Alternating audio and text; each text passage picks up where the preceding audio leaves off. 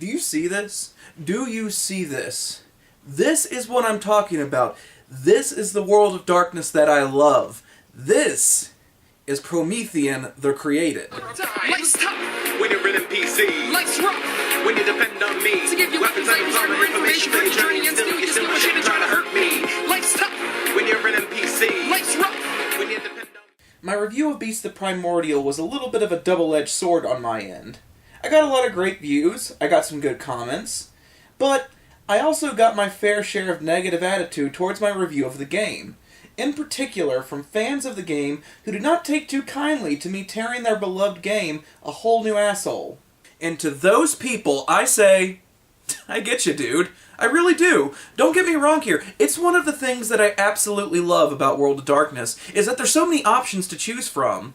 Sure, I'm not a fan of Beast the Primordial, but there are thousands of people out there that like the game and will adamantly defend it as just as much as there is people who are going to say that it's a festering pile of dog shit.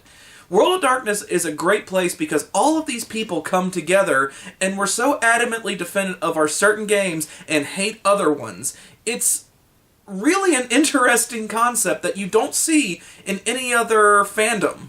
But that is certainly a problem for whenever it comes to my show. I'm here to, as objectively as possible, review different role-playing games in a way that is entertaining and funny. So, try to keep in mind, as much as I blasted or will blast in the future, certain World of Darkness games, even the absolute worst are decent compared to some of the other piles of horseshit that I've seen. I mean, listen, give me Beast the Primordial any day over the leading-edge version of Aliens or D20 Call of Cthulhu. Wait. If I just mentioned them, does that mean that I now have to review them? Oh god, what have I done?! But in all seriousness, World of Darkness is some of my favorite role-playing games out there, and seeing as how I don't want to leave my fellow World of Darkness fans on a sour note, I thought I would offer up a little palate cleanser before we dive into some of the more infamous World of Darkness games. So today, we are going to take a look at one of the most underrated games in the entire history of World of Darkness, and that is Promethean the Created. For the life of me, I do not know how classic World of Darkness could miss a subject like Mary Shelley's Frankenstein and Frankenstein's monster. When I think of vampires and werewolves, the next thing I logically think of is Frankenstein's monster, before I move on to Geist, Demons, and Ghost. But I mean, maybe that's just me. It's like having Star Wars and completely removing Han Solo. By removing it, you remove a crucial aspect of the overall mythos. It took them until after they remade the big three New World of Darkness, Vampire, Werewolf, and Mage, to finally give an opportunity to the misunderstood monster. And boy, was it satisfying. Promethean the Created may not be the best game in the World of Darkness line, but it certainly is World of Darkness creative at its absolute finest. And in a gaming line that includes Vampire the Masquerade, Changeling the Lost, Changeling the Dreaming, Werewolf the Forsaken, Werewolf the Apocalypse, believe me, that is not a statement that I make lightly. As with most games in the World of Darkness line, the inspiration for the game is certainly part of the mythos, but it is only a small chunk of an overlarging, wider mythos. While the Frankenstein's monster are certainly a well-known amongst the Prometheans, also called the Wretched, there are 5 families of Prometheans which include Galateans, Osirans, Tammuz, and Ulgan. Forgive me if I mispronounce those. There are also some other lesser-known families and the primary villains of the game, the Pandorans. But let's focus on the characters themselves for right now. Essentially, in this game, you take on the role of creatures without souls, patchworked together by another creature and bestowed with the inner fire, or pyros, that was stolen from the Greek god Prometheus millennia ago. As a Promethean, you are trapped in a state of half-life. In this state, humanity shuns you for being something different, otherworldly, strange, or bizarre. You are cursed to live a life in which humanity sees you as a monster, no matter how noble your acts may be, no matter how good you might attempt to be. You have to travel the earth with other Prometheans in this never-ending quest to work on your magnum opus, or in other words, to create for yourself a working and living soul. See? This is World of Darkness. This is that great, grim, grotesque world that I love so much. Unlike Beast the Primordial, where you're trying to impart wisdom by torturing people, in this, you are a tortured half-human that no matter how good you are, no matter how noble your deeds may be, you are shunned from society and considered a monster. And that builds up so much tension. That could actually turn you into the real villain that they've been expecting this entire time. You can actually become this grandiose villain with this very tragic backstory, all in the quest to actually just get a soul. It's so good! This is what I want from my World of Darkness game. I want macabre depression, darkness and grit, a spark of hope in an otherwise bleak and dreary world. It is one of the things that I truly think makes World of Darkness great. Sure, there is the whole gothic, revel in the night mentality, and don't get me wrong, it's fucking great, and I love that too. But World of Darkness is one of those series that walks a fine line between dreary depression and sadistic glee. It hits you with some heavy-handed shit, but does so in a way that is fun and can create some great role-playing.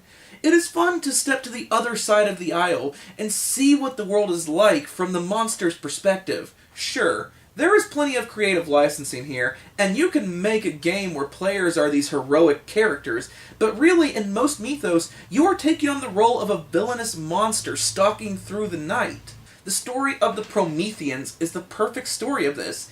It is the sympathetic monster that is a monster nonetheless. A slapped-together entity that will never be welcome in society, yet yearns just to be normal. There is weight and gravitas in this thing.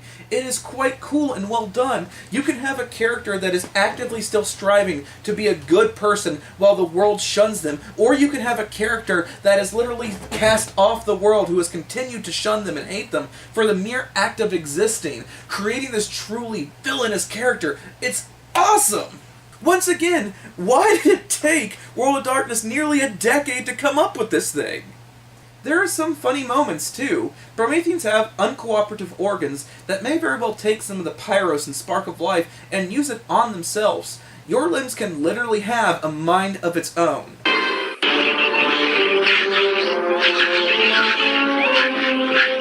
Sorry.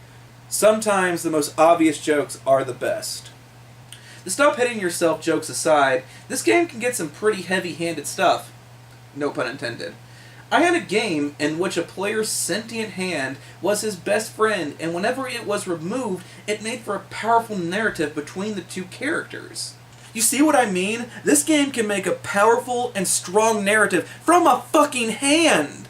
This game also gives you a damn good reason why you should remain in a group of people. Sure, Prometheans are drifters, but considering that their mere presence is repulsive to most humans, it is good to have a safety in numbers mentality. It is a game that opens itself up, but also allows that lone wolf mentality, and it has group mentality, which is what you need in a role-playing game such as this.